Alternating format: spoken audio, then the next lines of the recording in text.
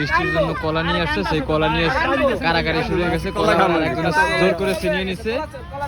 দেখুন বৃষ্টির কলা। ব্রাহ্মণবাড়িয়া থেকে আসছেন? ব্রাহ্মণবাড়ি থেকে আসছেন দেখা করার জন্য? বাপ রে,